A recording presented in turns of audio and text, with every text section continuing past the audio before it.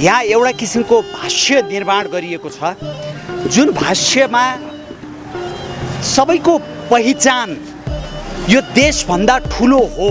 नेपाली काङ्ग्रेसका एकजना प्रमुख नेताले आदिवासी जनजाति महासङ्घकै एउटा कार्यक्रममा बोल्दा के भन्नुभयो भने हामी विचारभन्दा माथि देश भन्ने प्रकृतिको पार्टी होइनौँ, हामी विचारबाट निर्देशित छौँ, सिद्धान्तबाट निर्देशित छौँ भन्नुभयो। त्यसै हुनाले जहिले पनि देश माथि हुन्छ र त्यसलाई नेपाली काङ्ग्रेसले बिर्सिँदा आज आफ्नै कार्यकर्ताको घाँटी रेख्ने, आफ्नै नेताको छातीमा गोली हान्ने माओवादीको बैशाखी टेक्नुपर्ने अवस्थामा पुग्यो र बैशाखी कुनै न कुनै पार्टीको नटेक्ने हो भने नेपाली काङ्ग्रेसको स्थिति नाजुक हुन सक्छ। हो पक्नुहोस् यो सकाउनै पर्छ। त्यस कारणले गर्दाखेरि विचारभन्दा माथि देश हुन्छ। अब सिकाकै त्यही छ नि, यहाँ त कसैले कसैलाई टेर्दैन, कसैले कामै गर्न सक्दैन।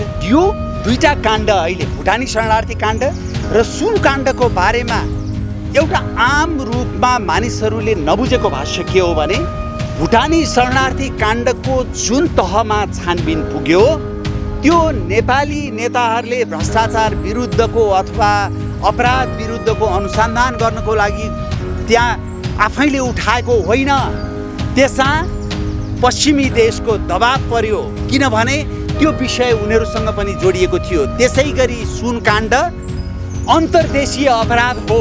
आज 5 बजेसम्म तथा नाम एकले अर्कोलाई गाली गरेको भए पनि राति 10 बजे फेरि एउटा बन्द कोठामा 3 जना नेता भेट्छन् र त्यसपछि एउटा सहमतिमा पुग्छन्।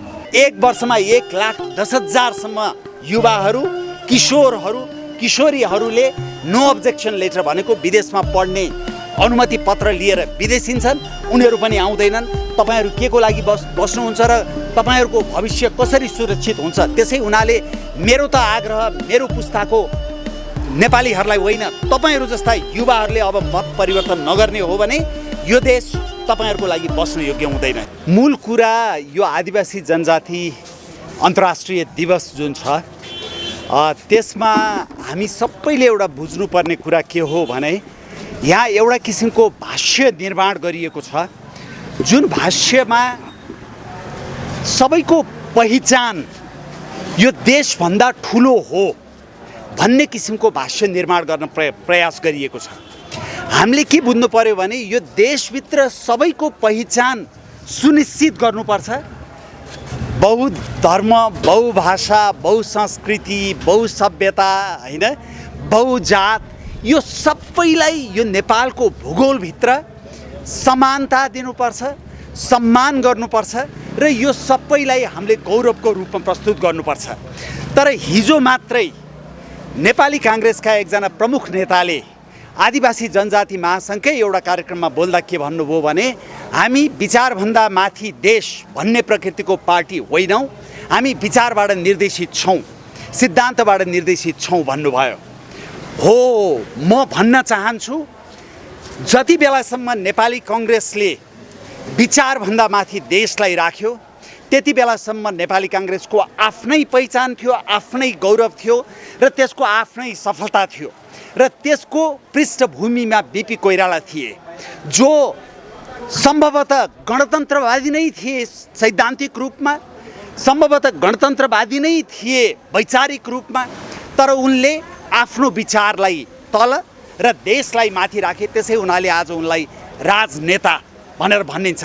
धन्न नेपाली काङ्ग्रेसका र माओवादीका धेरै नेताहरूले राजमार्गलाई लोकमार्ग भने जस्तै बिपी कोइरालालाई पनि राजनेता होइन लोकनेता भनेनन्। त्यो गनिमत छ होइन। र उहाँले त्यसो भन्दै गर्दा नेपाली काङ्ग्रेस आज कहाँ पुग्यो? देशलाई माथि राखुन्जेलसम्म नेपाली काङ्ग्रेस ठिक थियो, तर जब देशलाई गौड बनाएर हाम्रो विचार ठुलो भनेर भन्नुभयो उहाँहरूले, विचार भनेको जहिले पनि व्यक्तिगत हुन्छ, पार्टी भनेको एउटा देशमा एउटा समूहको हुन्छ, तर देश भनेको त्यो पार्टीको नि हुन्छ, त्यो विविध विचारको पनि हुन्छ। त्यसै हुनाले जहिले पनि देश माथि हुन्छ र त्यसलाई नेपाली काङ्ग्रेसले बिर्सिँदा आज आफ्नै कार्यकर्ताको घाँटी रेख्ने, आफ्नै नेताको छातीमा गोली हान्ने माओवादीको बैशाखी टेक्नुपर्ने अवस्थामा पुग्यो र बैशाखी कुनै न कुनै पार्टीको नटेक्ने हो भने नेपाली काङ्ग्रेसको स्थिति नाजुक हुन सक्छ हो। पक्नुहोस् यो सकाउनै पर्छ। त्यसकारणले गर्दाखेरि विचारभन्दा माथि देश हुन्छ। यो विचारभन्दा माथि देश भनेको के हो भने त्यहाँ जनजाति पनि अटाउँछन्, त्यहाँ दलित पनि अटाउँछन्, त्यहाँ खस आर्य पनि अटाउँछन्, त्यहाँ मधेसी पनि अटाउँछन्, त्यहाँ मुसलमान पनि अटाउँछन्, त्यहाँ सबैजना अटाउँछन्। यो 4 वर्ण 36 जातको फुलबारी हो र यो फुलबारीलाई यसै गरी गौरवशाली रूपमा कायम गर्नको लागि हामीले विचारभन्दा माथि देशलाई राख्नै पर्छ। हिजो नेपाली काङ्ग्रेसका नेताले जे भन्नुभयो उहाँलाई म प्रश्न गर्छु कि तपाईले विचारमाथि सिद्धान्तमाथि देशभन्दा माथि भन्दै गर्दा तपाईको पार्टी कहाँ पुग्यो र भोलि तपाईँ नै प्रधानमन्त्री हुनुभयो भने तपाईले भन्नुहोला म प्रधानमन्त्री भएँ तर यो देशको रूपान्तरण तपाईले गर्न सक्नुहुन्न किनभने तपाईहरूले नेतृत्व लिएर नेपाली काङ्ग्रेसलाई प्रचण्डीकरण गरिसक्नु भएको छ र प्रचण्डीकरण भएको राजनीति र प्रचण्डीकरण भएको समाजले यो देशको दीर्घकालीन हित गर्नै सक्दैन। यो कुरा बुझ्न जरुरी छ। सबैभन्दा महत्त्वपूर्ण कुरा के हो भने यो देशमा अब यो देशलाई ठिक बाटोमा लैजाने हो भने यो देशलाई ठिक ट्र्याकमा ल्याउने हो भने अब यो प्रणालीमा सर्भिसिङ मात्रै गरेर पुग्दैन। यो प्रणालीलाई ओभरहलिङ गर्नुपर्छ। ओभरहलिङ भनेको के हो भने अहिलेसम्म जे जति गल्तीहरू भए ती गल्तीबाट सबैले सिक्नु पर्यो। यहाँ कोही पनि चोखो छैन, न जनता चोखो छन्, न राजनीतिक दल चोखो छन्, न राजाले गल्ती नगरेका हुन्, सबैले गल्ती गरेका छन्।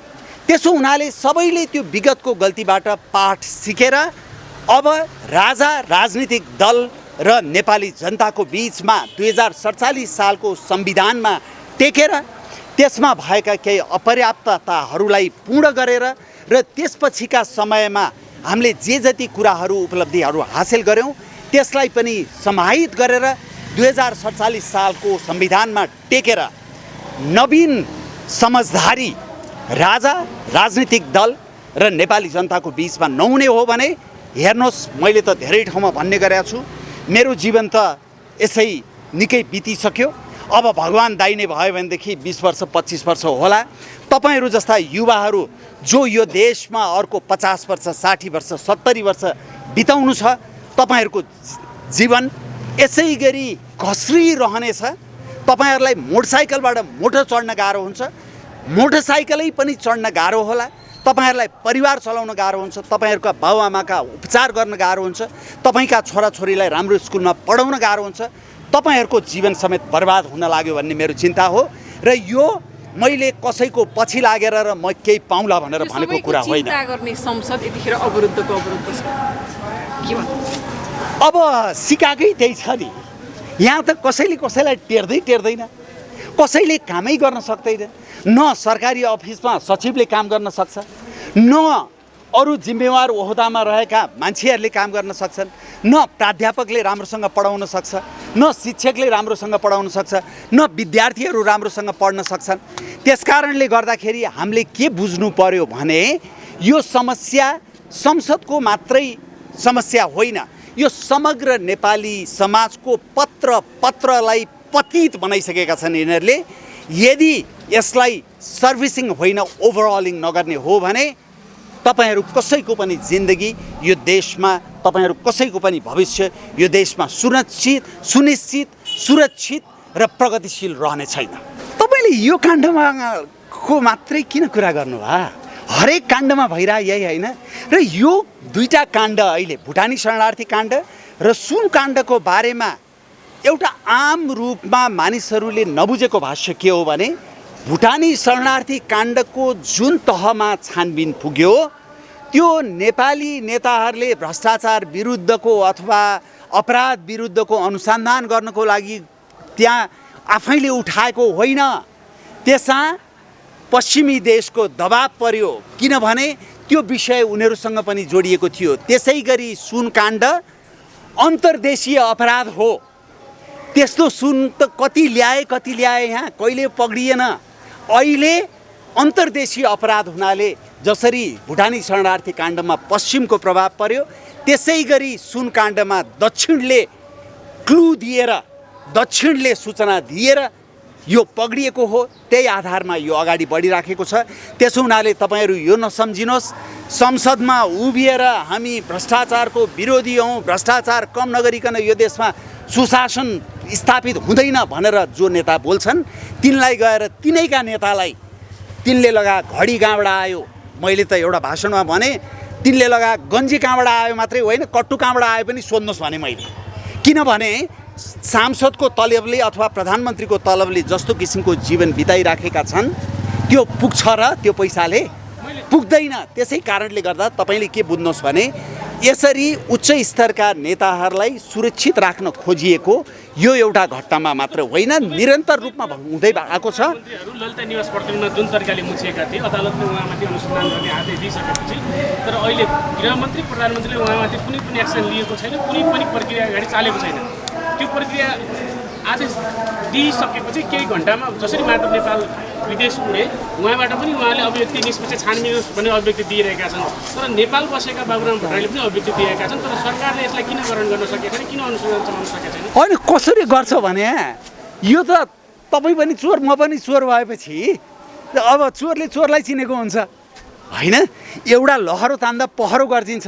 यहाँ त सबैजना मुछिने स्थिति जब हुन्छ त्यो स्थितिमा के गर्छन् थाहा छ? हिजोसम्म तथा नाम एकले अर्कोलाई गाली गरे भएको भए पनि आज 5 बजेसम्म तथा नाम एकले अर्कोलाई गाली गरेको भए पनि राति 10 बजे फेरि एउटा बन्द कोठामा 3 जना नेता भेट्छन् र त्यसपछि एउटा सहमतिमा पुग्छन्। त्यस कारणले गर्दाखेरि तपाईँले अपेक्षै गर्न मिल्दैन। अपेक्षा गर्नेको गल्ती हो यो होइन।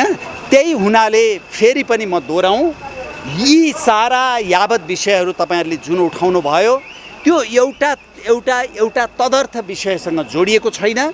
यो सम्पूर्ण नेपाली समाज र नेपाली राजनीतिलाई जसरी यिनीहरूले 3 दशकमा पतित बनाए त्यो पतिततालाई अन्त्य गर्नको लागि अब राज संस्था, राजनीतिक दल र नेपाली जनता एउटा नवीन समझदारीमा पुग्नै पर्छ।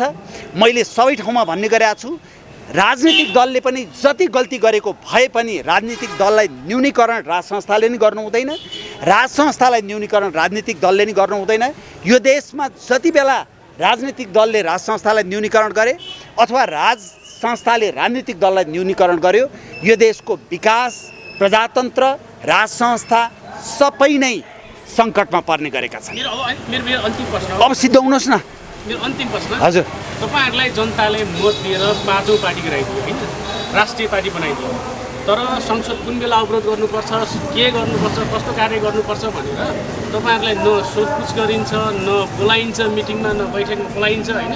3 दल मिलेर एकलौटी निर्णय गरिन्छ भनेपछि तपाईँहरूको पनि अस्तित्व मेटिँदै गएको हो। अब हाम्रो अस्तित्व त अब उजागर हुँदै गएको हो। हेर्नुहोस् हाम्रो अस्तित्व मेटिने कुरै छैन। तपाईँहरू सुन्नुहोस् तपाईँहरू जस्ता युवा यो देशमा गणतन्त्रवादी रहिरहनु भयो भने, यो देशमा धर्मनिरपेक्षतावादी रहिरहनु भयो भने, यो देशमा संघीयतावादी रहिराख्नु भयो भने दुःख मेरो पुस्ताले पाउँदैन, तपाईँहरूको पुस्ताले पाउँछ। यो कुरा मनन गर्नुहोस्। त्यसो हुनाले विचारभन्दा माथि देशै हो भनेर भन्नुहोस्। यो देशलाई शिरमा राखेर काम गर्नुहोस्। शिरमा राखेर काम गर्नुभयो भने यो देश रूपान्तरण हुन्छ। नत्र यो देशमा तपाईँहरू जस्ता युवाहरू अहिले 1 वर्षमा 7 लाख विदेशिन्छन्, मिल्यो भने आउँदैनन्।